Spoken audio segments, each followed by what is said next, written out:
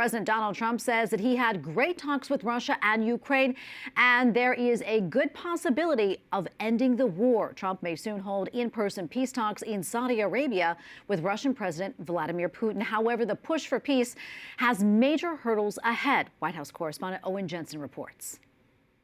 In the Oval Office today, President Donald Trump signed a plan for reciprocal tariffs on U.S. trading partners. Then he took a lot of questions, including on Ukraine.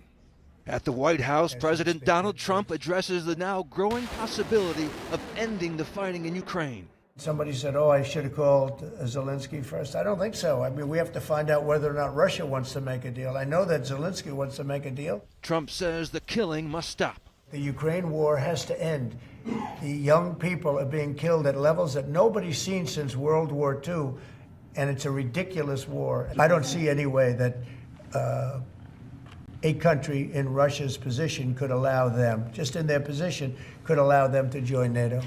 I don't see that happening. The war now nearly 3 years old.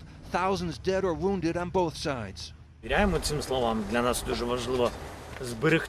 President Volodymyr Zelensky wants to make sure Ukraine is included in any peace talks over fears Trump could meet alone with Russian President Putin. NATO allies also don't want European countries to get sidelined. There can be no negotiation about Ukraine without Ukraine, and Ukraine's voice must be at the heart of any talks. Overseas at NATO talks in Brussels, Belgium, U.S. Secretary of Defense Pete Hegseth told reporters there's a reason negotiations are happening right now. Vladimir Putin, he said, responds to strength.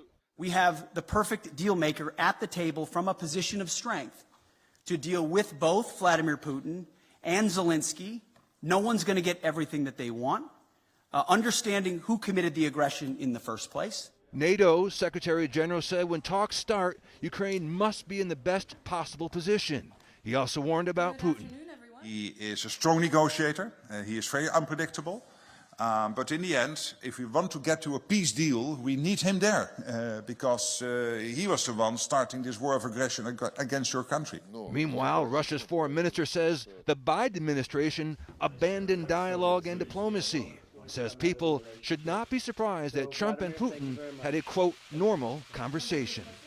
What struck me was that now the entire world is in a state of shock, viewing the phone conversation and the news about it as something extraordinary.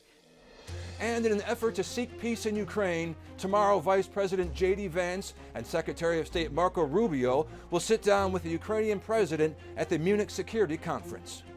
At the White House, Owen Jensen, EWTN News Nightly.